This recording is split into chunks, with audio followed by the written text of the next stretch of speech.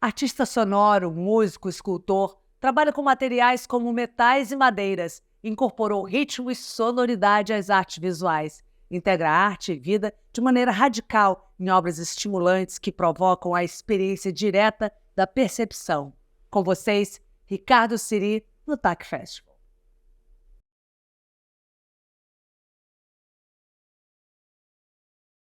Olá, pessoal. Bem-vindos ao Arte no TAC.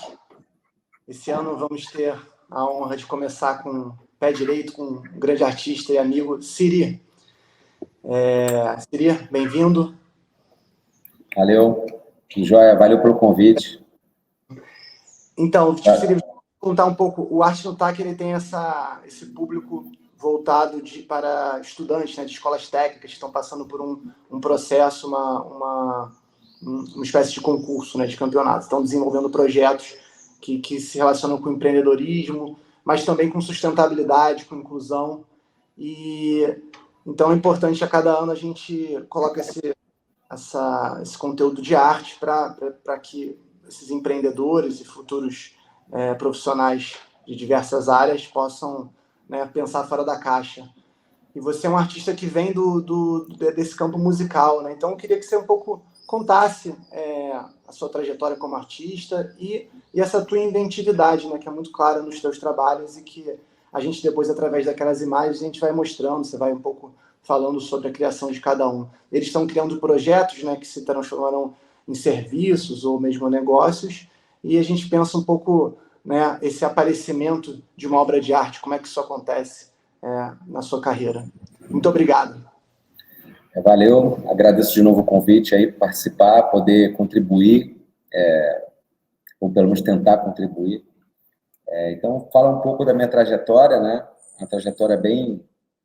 É interessante eu conversar sobre isso, que às vezes eu fico conversando sobre isso, eu vejo o quanto que eu fui um pouco até irresponsável, né, nessa trajetória, porque eu sempre fui um cara fissurado pelas coisas, sempre fui muito apaixonado pelas coisas que eu me envolvia. Então, a música caiu praticamente no meu colo, né? Eu vi pela primeira vez um instrumento musical, eu falei, uau, o que é isso? Não era, assim, não foi nem pelo som, também pelo som, mas pela forma física do instrumento musical. O instrumento musical é uma coisa maravilhosa, né? Aquilo já é uma obra de arte. Então, aquilo me chocou muito. Eu olhava aquela forma do violão, do violino, das peles, dos tambores, né? Principalmente os tambores, né? E no começo queria ser um músico, baterista, e de pronto minha família me deu uma guitarra, né? Então esse foi o começo da minha aproximação com a arte, né? De cara também vendia guitarra e, claro, ninguém quer entregar uma bateria para um adolescente de 12, 13 anos. Então eu construí meu próprio instrumento, construí com latas, um instrumento, uma bateria feito de latas, e foi incrível, assim, essa primeira construção do instrumento. É um instrumento super interessante, até hoje me recordo dele, super bem afinado, com uma construção muito bem planejada. Acabei trocando esse instrumento com um baterista da minha escola, foi o maior arrependimento da minha vida, porque eu tinha uma bateria profissional e era péssimo, né? Assim, uma bateria gigantesca para o meu corpo naquela época, e eu já estava todo familiarizado com a minha lataria, e eu tinha uma bateria profissional na mão. Aquilo me deu um certo arrependimento, e aí fui atrás da percussão, comecei a estudar percussão, que eram instrumentos menores. Então comecei a estudar tambores, e percebi que a percussão era muito mais ampla do que aquela batucada do Maracanã, a batucada de carnaval de rua. Comecei a cair pela cultura afro-brasileira, né, dos candomblés, de Ubanda, dos terreiros, própria a Escola de Samba do Rio de Janeiro, depois para afro-cubano, música indiana, música árabe. Aí foi uma loucura, realmente a percussão foi um caminho muito interessante, porque eu acho que ser percussionista é você ser um músico livre de qualquer instrumento musical. Você constrói o seu próprio instrumento, você pode tocar música indiana. Eu estudei música indiana 8 anos de música indiana, e até hoje não sei nada de música indiana. Quer dizer, sem fim, né? E você construir a sua própria sonoridade. E é ao contrário daqueles instrumentos que já estão bem, né? Você vai tocar um violino, é aquela sonoridade, não adianta. É bem improvável de você construir uma linguagem nova num violino que já foi destroçado aí por umas mentes brilhantes. Então, a percussão abriu muito caminho,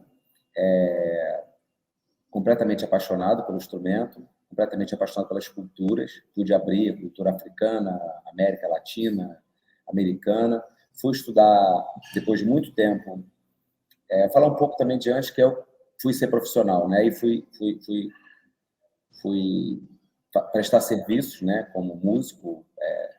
Então, fui músico contratado, começava a fazer turnê com grandes artistas.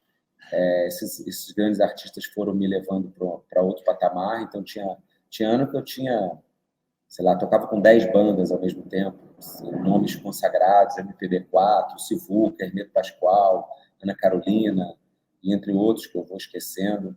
E viajei o mundo rodando com música. Isso foi um prêmio assim, que o tambor me deu. Então, acho que viajar o mundo tocando tambor realmente é fascinante, né? Então, é um instrumento tão simples, né? Feito de pedaço de madeira e um pedaço de couro de animal. Isso me levar para o mundo inteiro, realmente é uma coisa, mágico, né? E após essa viagem toda, essas turnês todas, necessidade total de criar sua própria identidade, sua própria arte, e comecei a fazer uns discos independentes. Mas naquela época, fazer um disco independente, o percussionista, era improvável, né?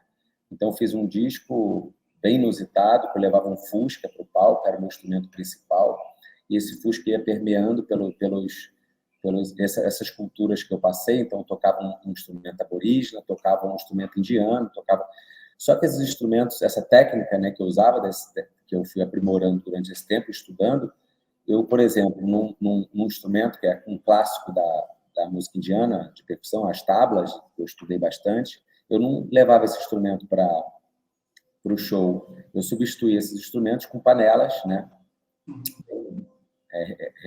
Remetendo à minha infância, e tocava dentro d'água. Então, toda a sonoridade da música indiana eu fazia com panelas dentro d'água, a gente botava um snorkel e tudo. Tinha uma ideia de música experimental ali. Eu tinha zero ideia o que era música experimental, eu só queria fazer uma música diferente. E depois desse show, meu público mudou muito, né? Eu comecei a ser visto como artista, né? Assim, artista no sentido de fazer a produção, levar a produção. A ideia era fazer um show e só mostrar aquilo, como um show, né? Determinante ali da minha carreira, do meu disco, lançamento. E a ideia era essa, né?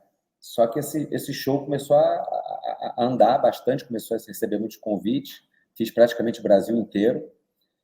O auge para mim foi ser convidado pelo Suzano e pelo Naná Vasconcelos, na época o Gil também, fazia o Percupan, que era o Panorama Percussivo Mundial, feito em Salvador, que reuniu os melhores percussionistas do planeta, né, tocar. Então eu tocava ali com meus ídolos, né, e levava o Fusca para ali, uma coisa super contemporânea. E meu público mudou completamente, né? Meu público de músicos, eu comecei a ver na plateia a Anabela Geiger, o Tunga, a Deb, na época minha esposa estudava no Parque Lage, e me deparei com arte contemporânea. Falei, uau, isso existe, né? Que isso? Que coisa é essa? Que pessoas são essas que falam sobre tudo e não falam só sobre instrumentos musicais? E essa foi minha segunda paixão, né? De olhar e falar, caramba, existe um terreno aqui fértil, cheio de cálcio, nitrato, potássio, que eu posso plantar e vai nascer.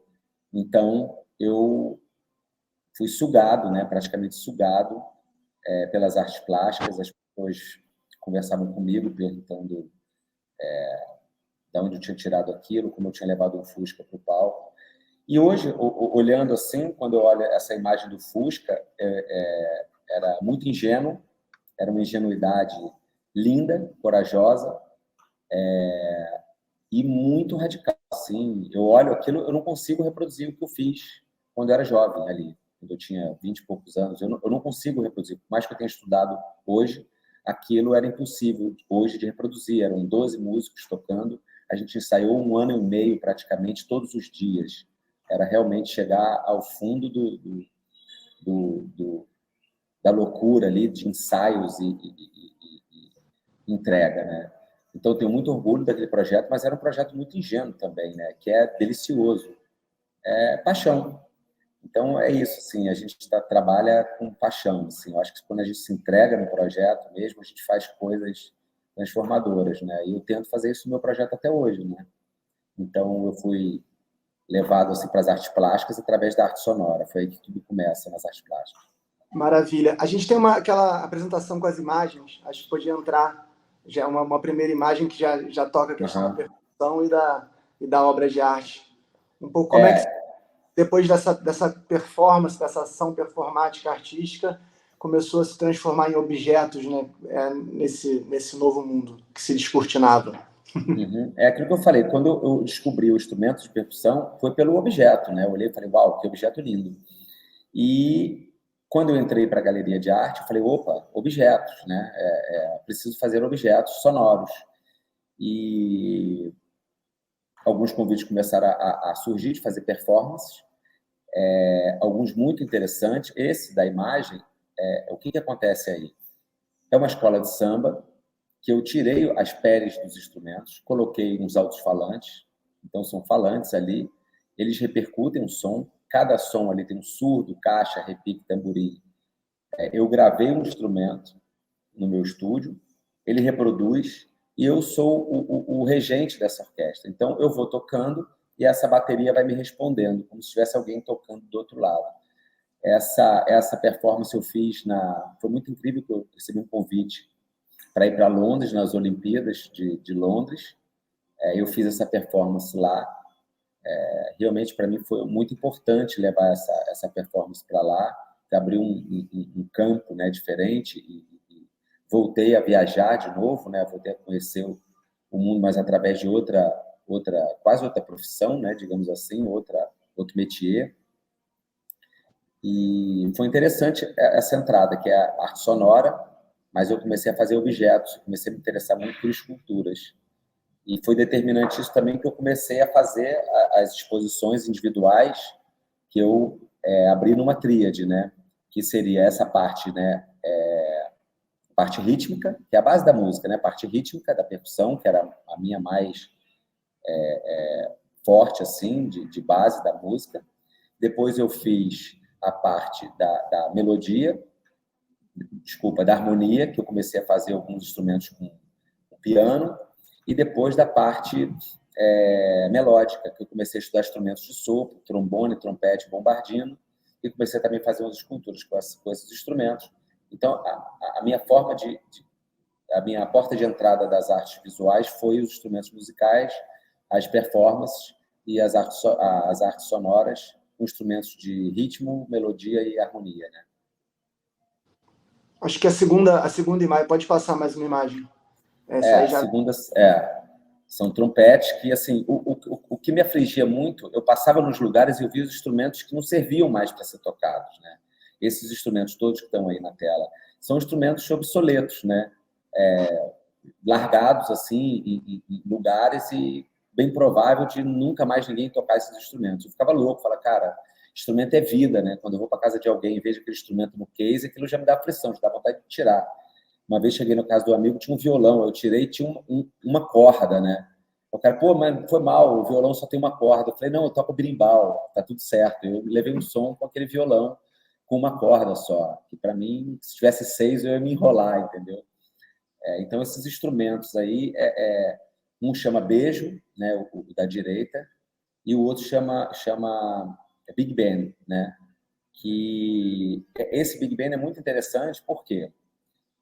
Porque eu fazia arte sonora, e faço, mas eu sempre colocava uns falantes nas bocas desses trompetes. E quando eu fiz esses instrumentos, eu fazia soldas no meu ateliê, e as soldas de prata, as soldas iam caindo no chão, e quando um dia eu desliguei a luz, parecia uma constelação, né? E eu sou fissurado em espaço, James Webb, a NASA, eu sigo todas essas coisas, fico pirando nessa possibilidade. E quando olhei, era uma constelação ali, brilhante. Eu falei, cara, eu vou fazer uma constelação. E comecei a fazer umas constelações exatamente naquele que começava a fotografar aquelas, o nitrato de prata que caía, e ela fazia as formas das estrelas que aí estão, né? E comecei a fazer constelações. E essa foi a primeira que eu falei que era Big Bang, que era a explosão, né? Então eu falei, comecei a pensar, pô, vou começar a criar umas notas musicais, um dó, um mi, uma terça, uma quinta, uma sétima, explodindo com aquele som. Pá! E comecei a pensar sobre isso e tem essa explosão. Só que quando eu comecei a pensar no som, falei, cara, qual era o som da explosão ali? Mas não tinha som naquela época. O som ainda não chegou ainda, não tinha nada, não existia nada. E em cima de uma poesia do Chacal, que eu musiquei num dos discos que eu fiz, não havia nada, não havia vida, não havia nada onde nada havia então essa coisa, não havia som onde nada havia vida onde nada havia, não havia som. E eu falei, pô, não havia som, claro. E aí fiz para mim, a primeira, em cima do meu trabalho, a primeira arte sonora com instrumentos musicais sem som. Porque a pausa também faz parte do som. A pausa também é uma grande musicalidade, né? Então, esse foi a primeira, digamos assim, trabalho meu de arte sonora que não tinha som nenhum. E a partir daí eu fiquei mais livre também, me desassociei ao som, que tinha que fazer som, tinha que entrar no estúdio, tinha que ser... Então, isso foi uma libertação também. Esse Big Band foi uma transformação para uma nova etapa de um novo caminho que eu estava seguindo, um instrumento sem som, que não precisa, na verdade. É redundante eu botar um som aí, né? O beijo, essa coisa silenciosíssima de muito afeto entre duas pessoas não preciso explicar, né, o que é um beijo, cada um tem a sua experiência. Então, e essa fazia parte daquela estrutura que eu falei, que eram as melodias, né? E aí, se você passar a imagem, parece que vem dos pianos, que era a harmonia, exatamente. Então, que foi É muito interessante esse trabalho. Esse trabalho também me levou para um outro patamar, né? Que, quando eu fui estudar piano, é engraçado, assim, o trompete não. Você vai estudar o trompete, a percussão, se você deixa um instrumento desse, um trompete, uma percussão, para quem nunca tocou nada, não vai sair nada. Nada. Não vai sair praticamente nada. Se você deixa um piano ali, bota uma criança, toca essa nota aqui, ele vai tocar essa nota, esse dó é igualzinho do bar. É o mesmo. É a mesma nota do que um puta compositor. Isso é maluquice, né? Porque... Agora, o que você vai fazer com essas notas musicais, né? Aí que vem a grande composição do piano. Por isso que é um instrumento muito fácil e muito difícil. Porque tem essa simplicidade de todo mundo consegue tirar nota, todo mundo consegue tirar, todo mundo estuda a harmonia por ele, mas é complexo. Eu sou muito ligado à ancestralidade, claro, eu toco tambor, muito ligado ao candomblé, muito ligado à terra, muito ligado a todas essas culturas, né, por conta dos instrumentos musicais. E quando eu estudei piano, cada conquista de uma nota musical, você ganhava uma nota musical, ganhava digamos, alavancava um pouco o seu estudo. E estudando um pouco das tribos, né, dos indígenas, um guerreiro numa tribo sempre ganhava uma pena por um processo de uma caça, uma sabedoria, e ele ia colocando essa pena, né, ao seu currículo, assim. E eu decidi colocar uma pena para mim em cada instrumento desse. Então resolvi fazer um cocar, no sentido musical, né, da minha ancestralidade, da minha tribo musical, né. Então, cada pena dessa representa uma nota musical, e cada dias, meses e anos que eu passei no estúdio estudando durante 8 horas por dia, que é um processo muito duro, muito com você mesmo, mas ao mesmo tempo você divide esse processo em algumas horas através de um show para muitas pessoas, você tem essa energia do público de volta, que é uma coisa realmente fascinante e que foi o lugar onde eu descobri que eu podia transcender. Assim, já tomei muita coisa, mas eu acho que realmente onde eu transcendi foi na música, de apagar as luzes assim do olhar e ir para algum lugar que eu não tenho controle e talvez nunca mais volte nesse lugar. Então, esse é um instrumento muito... E esses pianos eram jogados fora. Aquilo me dava uma aflição tremenda, ver aquelas notas musicais silenciadas, né? Então, esse trabalho eu fiz muito tempo atrás. Então, eu acho que foi bem interessante para a época. Hoje eu não faço mais esses instrumentos. Tem muita representatividade indígena hoje, graças a Deus. Muita coisa mudou de lá para cá. Isso foi uma homenagem, né, inclusive, a essas pessoas muito interessantes, complexas, interessadas e onde eu aprendi muita coisa, inclusive pelas abelhas, né? Que você sabe que eu curto abelha, então eu tenho abelhas indígenas, que eles chamam abelhas indígenas brasileiras, né? Tem várias nomenclaturas. A gente vai entrar aí, vai ter na apresentação. Foi uma porta de entrada. Esse ainda se comunicando com os... Vamos nessa ordem. Tá. Esse é um trabalho... Então, lembra que eu falei que tinha o Big Bang, né? Que acabou formando uma constelação. Eu falo que o meu ateliê é no meu quintal, né? Meu ateliê é na minha cabeça, no meu quintal, é onde quer que eu esteja. E eu sou completamente fissurado pelo espaço, sempre fui, sempre olhei para ele, mas ao mesmo tempo nunca deixei de olhar para a terra, né? Assim, sempre plantei também, sempre plantei, desde criança plantei, aprendi com meus amigos de roça, aprendi com meu avô português, plantava uva com ele, e tem muita coisa interessante. E sempre olhei para o espaço e pensei em fazer o meu satélite. Sempre quis fazer um satélite. Falei, eu vou fazer um satélite, um dia eu vou olhar o mundo de cima. Nunca tive aquela fissura de ser astronauta nem nada, mas sempre quis olhar o mundo além das fronteiras, né? Talvez a música tenha me levado a alguma.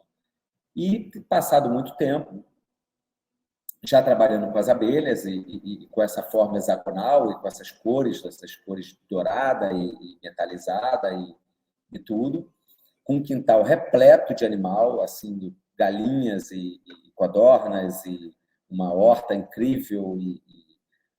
Então, assim, eu comecei a fotografar meus ovos de codorna e colocar ele numa escala gigantesca na parede.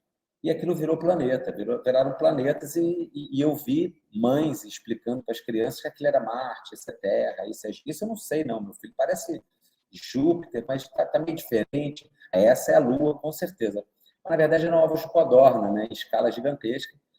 E isso me interessa. Então, essa época eu estava muito nesse microcosmo com o macrocosmo, né? Essa ligação, que é a mesma coisa. Hoje, quando uma abelha poliniza uma flor, é um asteroide polinizando um planeta.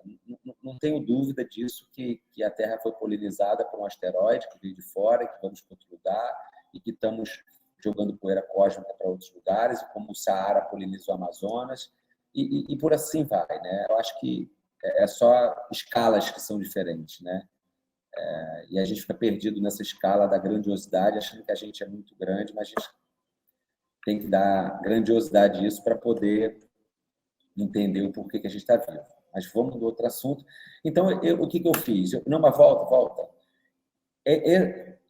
Quando eu abro o jornal, eu adoro ali, era a Hubble, então, vendo as imagens da Hubble, quando eu soube que a NASA ia levar um satélite novo, 40 mil vezes maiores, com antena maior, no final do ano, que era a James Webb.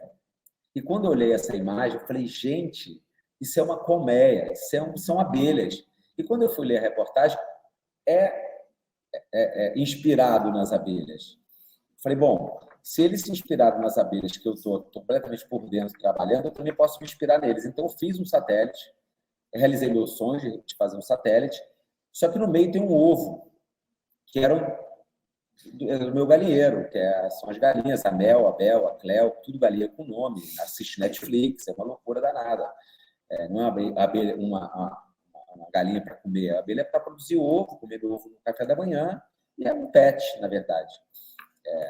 Bom, e esse espelho, né? O que diz esse espelho? Na verdade, você olha, o que a James Webb faz? Ela foi para o espaço, ela fotografa uns lugares, uns planetas, fugiu o nome, umas constelações, umas galáxias completamente distantes, que não existem mais. Algumas existem, outras sim. E, na verdade, o que ela faz? Ela está fotografando o passado. Ela fotografa um passado ali, que até a luz chegar, aquela coisa toda. Para quê? Para a gente entender o nosso futuro, para a gente entender o que vai acontecer com a nossa galáxia. Isso é muito louco. Então, você fotografa o nosso passado, consegue fotografar o passado para entender o nosso futuro. É exatamente como fiz aí. Se você olhar para um espelho, você já está olhando para o seu passado, porque ali você já não é você mesmo no espelho, e você olha para a sua origem, que é um ovo.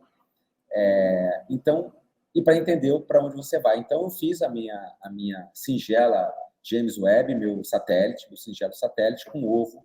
Só que aí ele está deitado, e quando ele vira para você, na verdade, você se confunde com os ovos, seu rosto vira ovo, o ovo vira seu rosto, e na verdade, proliferando da quantidade do espelho, e isso reflete em outras coisas.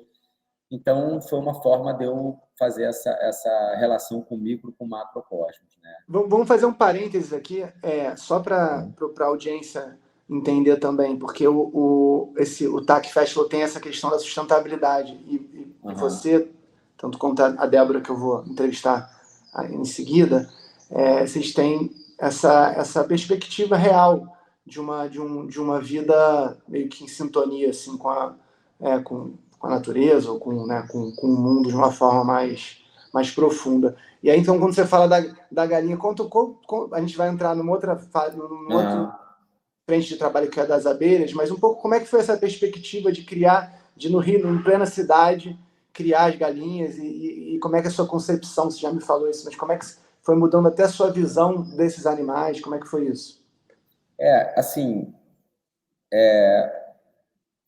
A artista cuida, né? Eu acho que a arte, ela cuida das pessoas, ela cuida das coisas, ela cuida dos objetos. Os objetos têm vida, as coisas têm vida, né? Uma vez eu vi uma coisa muito interessante, que era assim, era um lixo, e colocou uma placa do lado e falava: não existe fora. Falei: caralho, cara, é de uma poesia, assim, do lado de uma lata do lixo, não existe fora, né? É tipo louco. Então, não existe nada que está ali na Terra, não existe uma minhoca, não existe um micélio, não existe uma galinha, não existe um pássaro, não existe uma abelha, não existe uma flor que não esteja ali por algum motivo. Então, na verdade, o ser humano passou muito tempo desconstruindo essas coisas e animais, né, para poder oprimir, né? Na verdade, a gente coloca a galinha numa bandeja no supermercado, porque se a gente colocasse o pescoço dela ali, com o rosto dela, com o olho dela, você não comprava aquilo. Você chama a galinha de burra, né? A galinha é um animal altamente inteligente, com sentimento. Então, como é que você vai comer uma coisa com sentimento ali? Muito me gostaria né, quando eu coloquei uma galinha no meu quintal, a minha grande ideia será que eu vou conseguir cuidar da galinha? A galinha vai crescer e eu matar ela, e eu fazer ela na panela? A ideia era um pouco essa, mas era um desafio para mim. Será que eu consigo fazer isso? Porque, assim, se eu quero comer carne, deveria ser assim. Deveria ter esse duelo como um caçador, de vez em quando comer uma carne, um duelo entre almas, pedir, agradecer aquela carne, e agradecer aquele próprio alface também, né? Você agradece ao fruto que você colhe. Não estou falando que eu sou assim o tempo inteiro, mas foi um desafio. E é óbvio, eu criei aquele pintinho, foi crescendo e foi ganhando nome, foi criando afeição. Minha filha chegava da escola, chamava, ela vinha, e as duas iam assistir Netflix, cara. assim, eu tenho vídeos disso, assim, não é uma coisa, é uma balela. Elas ficaram famosas, assim, todos os meus amigos. Era churrasco em casa ou qualquer uma festa, as galinhas ali do lado, como um convidado, e olhando, e parecia que estava entendendo, e tudo um processo, e super educadas, e elas viraram parceiras ali, né? Então, isso realmente foi uma transformação, né?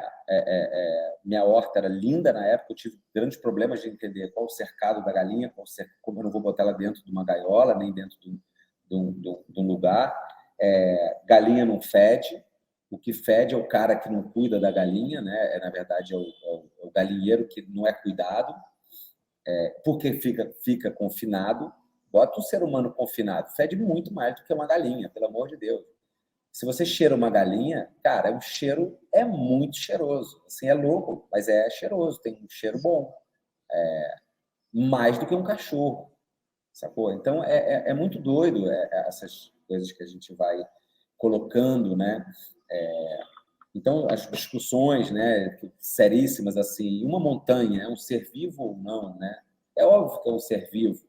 Montanha é ser vivo, montanha se procria. Você vai no Havaí, você vê a procriação de uma montanha, tendo filhos, tendo netos, bisnetos. Só que para o ser humano, você olhar o Pão de Açúcar e achar que aquilo não é um ser vivo, e você tem raiva dele, porque você vai embora e ele vai continuar lá por quase uma eternidade.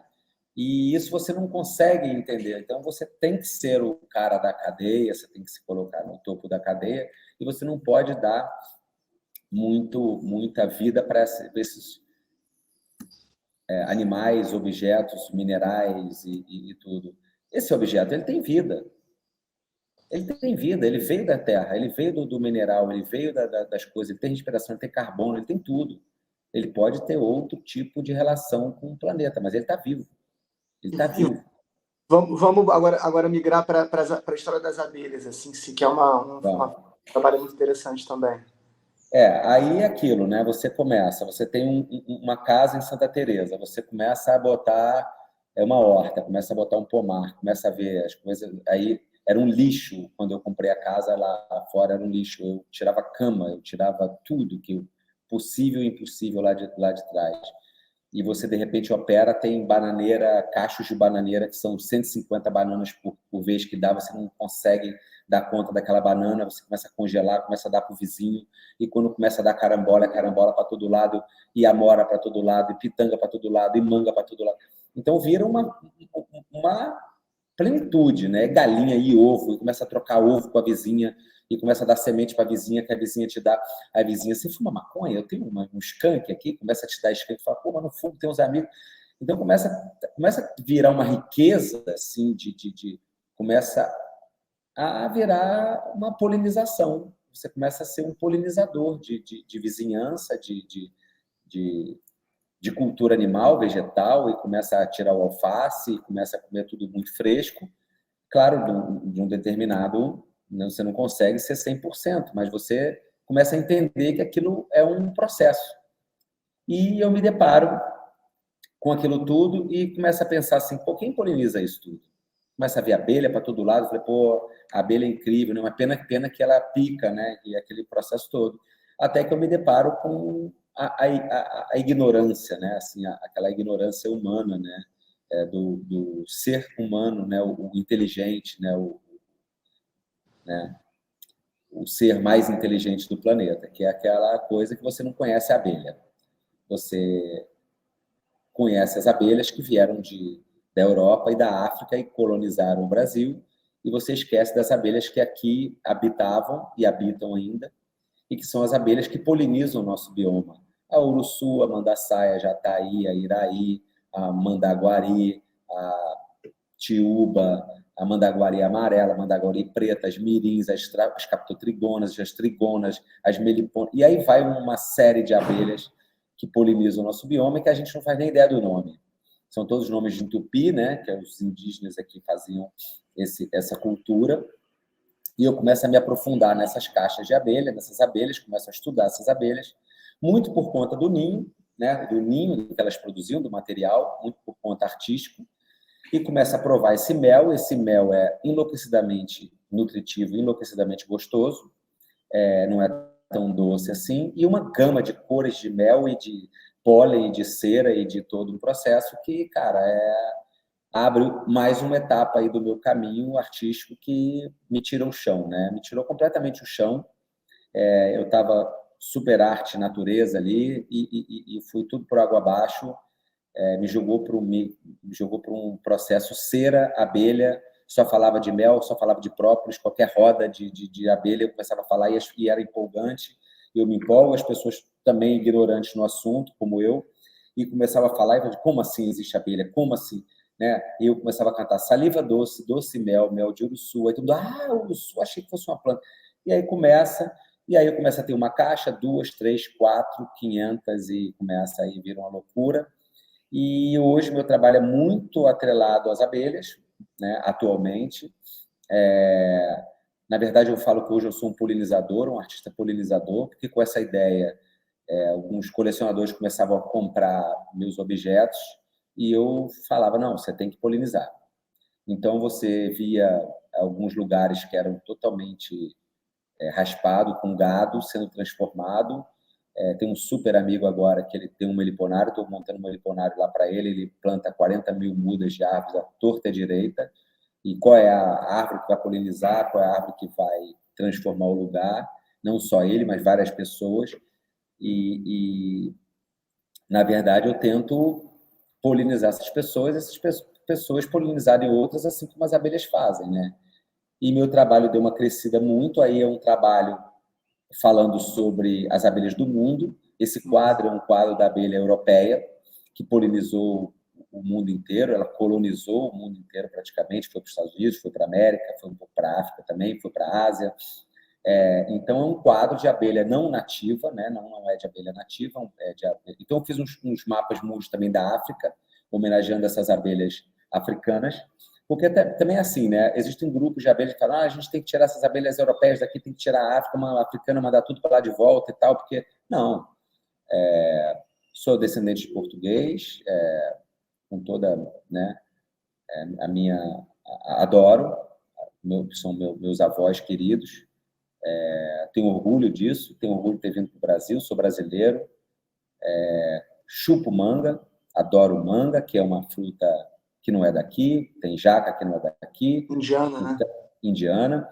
Então, assim, a questão é olhar sempre para o futuro, então eu homenageio essas abelhas africanas que vieram para o Brasil, que tem um horror, né, descrito aí, que foi péssimo isso, né, em algum sentido, que elas são muito agressivas, elas agrediram, elas empilharam nossas abelhas e foram até os Estados Unidos e misturaram com as europeias, mas viraram as abelhas brasileiras hoje, que são as africanizadas, que são menos agressivas, que estão por aí também fazendo a sua polinização, não tão forte como as brasileiras, mas é conviver, ter esse convívio, ter esse olhar para o futuro e entender que muitas plantas aqui são exóticas, eu sou exótico. E se a gente for pensar sobre os povos e essas migrações, todos somos um pouco exóticos também, né? Vamos passando as imagens também para pensar as outras obras.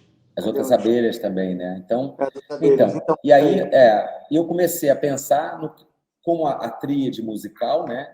Que era ritmo, melodia e harmonia.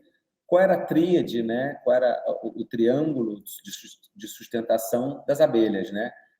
A arquitetura é um clássico das abelhas, cada abelha faz uma arquitetura incrível, né? O própolis, que serve de proteção para as caixas de abelha. Os egípcios já faziam isso muito bem, mumificavam os corpos dos seus, né, faraós e tudo, porque faz essa proteção bactericida, viral, então o própolis serve para isso, para lacrar a caixa. Se entra um corpo estranho numa caixa de abelha, ela vai lá e mumifica esse corpo estranho, se não der para tirar. Então, comecei a fazer pinturas com própolis. Então, comecei a retirar própolis dessas caixas e ver que as cores eram diferentes. Tem própolis vermelho, que é das mirins, próprios de algumas mirins, própolis mais verde, própolis mais vermelho, própolis marrom, geoprópolis. Então, tem uma série de pinturas de própolis. E comecei a catar ceras também, né? Então, podendo passar aí, passar mais uma imagem, que eu acho que... Pode passar o slide aí. Pode passar o slide, Então, comecei a brincar com essa arquitetura e começar a ver que as abelhas produzem vários tipos de cera. e cores, né? Comecei a pensar no Pantone também de cor, mas também no Pantone do próprio, mas também na da cera. E elas são muito sobre arquitetura, sobre possibilidades de geometria, né? Então, comecei a fazer uns trabalhos que chamavam estudos para movimento mel concreto, né? Falando sobre o neoconcretismo brasileiro e alguns concretistas, né, famosos, e comecei a pesquisar alguns, ver algumas imagens e tal, e também comecei a falar assim, vou mostrar para as abelhas também que o ser humano é um bicho interessante e tem suas formas, Bauhaus e outras. Então, comecei a fazer alguns trabalhos para mostrar para as abelhas que nós também somos interessantes no projeto, né? E comecei a ver Mondrian. Falei, cara, isso é lindo. E comecei a fazer algumas ceras de abelha, alveolar as ceras, que eu passo por uma máquina, e fazer alguns Mondrians de cera. Não tem aqui na imagem, mas a partir desse trabalho, eu comecei a fazer o Meldrian, que é substituir também algumas ceras pelo mel. Então, alguns quadradinhos desse, que tem o amarelo, isso aqui, eu comecei a substituir por potes de mel também, que foi muito interessante. Esse é o Meldrian, que é exatamente... E algumas cores do mel, assim, as cores são maravilhosas e tal. Aproveitando aqui só essa deixa do mel, só para ficar registrado na nossa entrevista, ainda houve isso, né? Já que o nosso público também é desses jovens empreendedores, você acabou produzindo um mel e seu mel ganhou um prêmio, né? Não foi isso? Então, já que esses meninos são empreendedores, cara, a maior... Eu ia falar isso lá no começo, acabei esquecendo, ainda bem que você levantou essa... É tanto assunto, né? A melhor forma de empreender é com a paixão, né, cara? Assim, não tem mistério. Você entrou ali de paixão, entrou de cabeça, você vai chegar num lugar, e quando você entra com paixão, você entra num lugar que é só seu, que é duro, porque é só seu, você às vezes está solitário naquele processo, você às vezes é ponta de lança, né? Você às vezes abre caminho para todo mundo e todo mundo usufrui, que eu acho super interessante, mas você é o que sofre, né?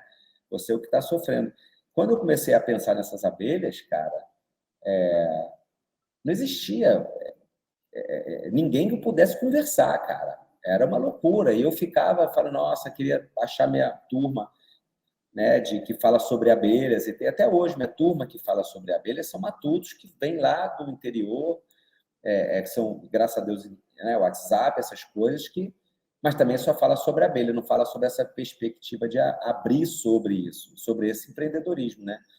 Então, eu comecei a embalar esse mel, que é super difícil, eu comecei a pensar sobre... Porque esse mel fermenta muito, como é que eu colocaria isso numa embalagem? Comecei a estudar sobre fermentação de cerveja, comecei a ler muito livro e comecei a embalar esse mel. E eu soube que tinha um concurso e mandei para esse concurso para entender o que ia acontecer, né? Nem consegui mandar meu mel melhor que eu tinha. E eu fiquei em terceiro lugar, sendo que os melhores mel estavam na Amazônia. Amazônia, Pará, Amazônia, Rio de Janeiro, Pará, Amazônia, depois no final ali São Paulo. E eu fiquei em terceiro e em oitavo, com 2 médios que eu tinha mandado.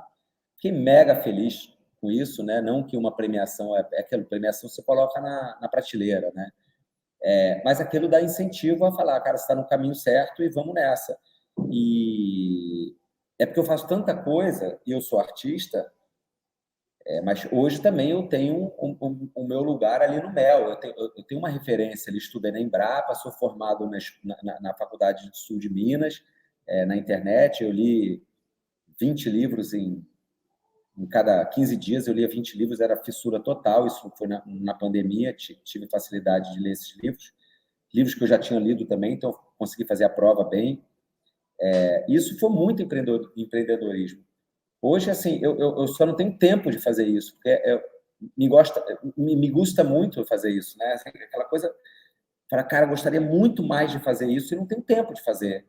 Agora, estou indo para a fazenda agora, esse final de semana, poder colocar mais abelha lá, mais 200 abelhas nesse lugar, e alguém fica falando, cadê o mel? Cadê o mel? E os produtos do mel? Cadê o própolis? Cadê a cera? Cadê...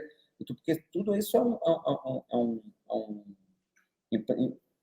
É muito bacana de empreender. É novo, uma caixa de abelha custa muito dinheiro, porque tem gente que vive só de vender caixa de abelha, só de dividir, só de polinizar. Eu ainda estou... Para mim, um processo de polinização já é bem suficiente.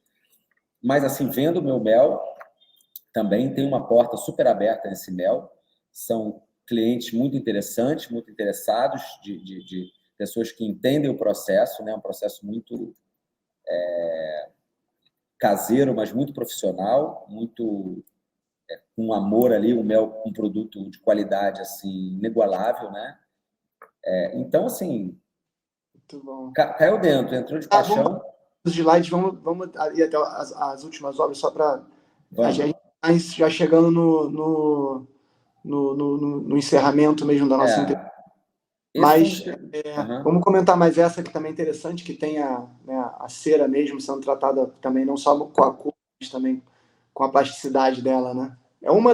São exemplos, acho que fica aqui também o convite para as pessoas buscarem inserir na internet, na Gentil Carioca, nas exposições que ele está participando, mas comenta essa obra e deixa uma mensagem, acho que para esses jovens que estão... O nosso conteúdo, eles ouvem vários empreendedores e falam sobre business, inovação, etc. A gente é a parte mais fora da caixa. Acho que a nossa entrevista já dá bem essa cara mesmo. Aí Entendi. Você fala um pouco sobre essa última obra e faz um fechamento, por favor.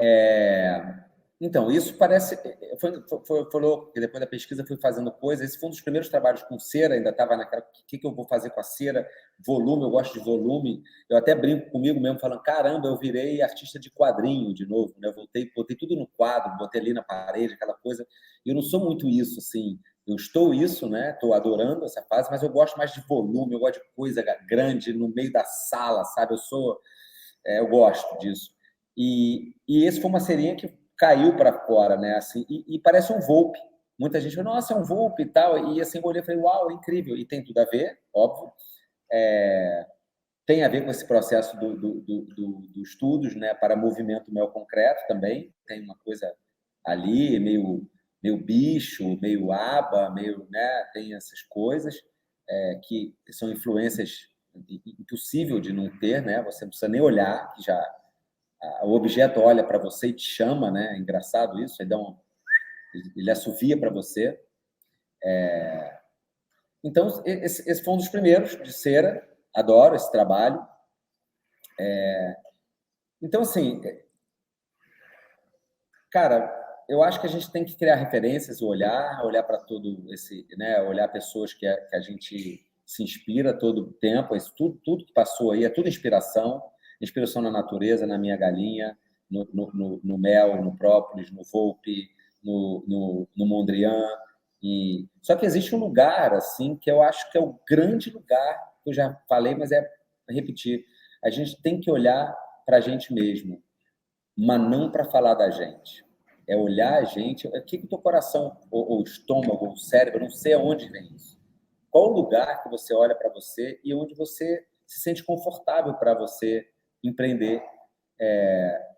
Todos esses caras da história, se você olhar, eles são empreendedores da maluquice, da James, né, o James Webb, né, o que fez o book lá, esqueci o nome, esqueci o nome do cara, Steve Jobs, né, porque Webb, James, Steve Jobs, né, da inteligência artificial, do computador, né? Essa galera estava vendendo uma maluquice e hoje é o que é, né? Então, é olhar para você mesmo, é olhar o que você... É o seu caminho, né? Eu acho que esse é o lugar para você olhar. Ele vai demorar mais, né? E quando você entender isso, é você não falar de você, né? É você falar para a sociedade, é você falar das demandas da sociedade. Artista que fala das suas coisas para você mesmo, não sei. Eu acho que você tem que falar das suas coisas, da sua experiência, mas falar da sociedade, falar para ela, né? Falar sobre ela também. Você usar você como exemplo, você como uma interface desse lugar, porque você é artista, empreendedor, ou seja, professor, ou seja, um canal da web. Nem me interessa qual é a sua profissão, é qualquer uma. Você tem que falar para a sociedade, você tem que falar para outras pessoas, porque senão vira um diálogo bem esquisito, né? Então, eu acho que é isso, eu acho que é se conhecer bem, né? Eu acho que está aí o lugar, né? E não ter medo de se arriscar. Eu só me arrisco. Eu só me arrisco o tempo inteiro. Eu agora tô voltando ao estúdio, olhei meu estúdio, falei, cara, meu estúdio... Parece que quando você chega no estúdio, assim, musical, um tempão que você não entra no estúdio, estão todos os seus instrumentos lá, eu olhei uma tela em branco, eu tive essa visão, uma tela gigantesca em branco. Eu falei, cara, eu era tanta música, parece que aquilo ficou tudo colorido. E eu dei um tempo um pouco assim do estúdio, quando eu voltei tinha uma tela em branco lá, eu falei, agora está na hora de pintar. Então é isso, né? Porque na verdade você não abandona as coisas, você só acrescenta coisas. Então acho que está na hora de eu voltar ali, tocar um pouco de tambor, e que com certeza vai vir um zumbido diferente com todas essas influências da trajetória aí de alguns anos. Então é isso, é viver. Maravilha, Siri, foi ótimo, obrigado. E Valeu. boa sorte, galera do TAC, nos seus projetos. Valeu, vamos em frente. Valeu, João. Abração, Siri, super obrigado. Até. Espero que tenham gostado desse primeiro dia de festival e amanhã tem mais. Fiquem com a gente. Até lá.